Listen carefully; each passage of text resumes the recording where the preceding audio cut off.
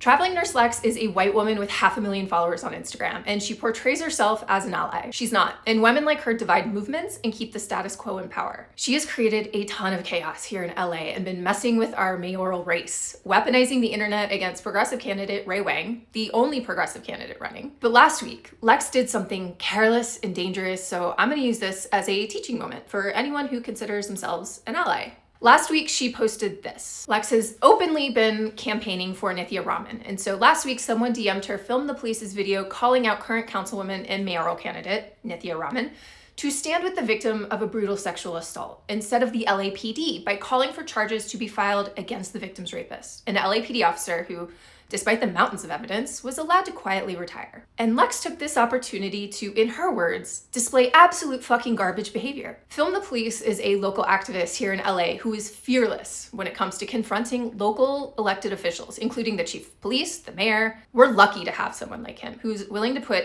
his own personal safety on the line to hold power to account. Since Lex publicly called out Film the Police, he responded with this. And then she said this in a group chat of creators, which got posted, and this is why I am entering the chat. Accusing Film the Police of stalking and doxing is a disgusting dog whistle that I cannot believe anyone who claims to be an ally would ever say about an activist she clearly knows nothing about. There is a very long history of white women claiming assault against Black men. False claims that have led to brutal, horrific outcomes that have changed the course of history for Black America. The Tulsa Race Massacre, Rosewood, Florida, they both come to mind. Women and survivors, we talk all the time about how we wish men would stand up for us and call out bad behavior in other men. White women, we need to do the same. We need to call out behavior like this when we see it. This is racism. This is white supremacy. Someone like Lex will never be affected by these comments she so casually makes the same way a Black man will. Here's a situation where a Black man not only stands up for women, he's standing up for the victim of a sexual assault and demanding legal accountability on her behalf. And Nurse Lex meets that allyship with overt racism and then puts every person in America standing up against this regime at risk and in danger. By using the term stalking and doxing to describe someone whose activism involves filming elected and city officials while he asks them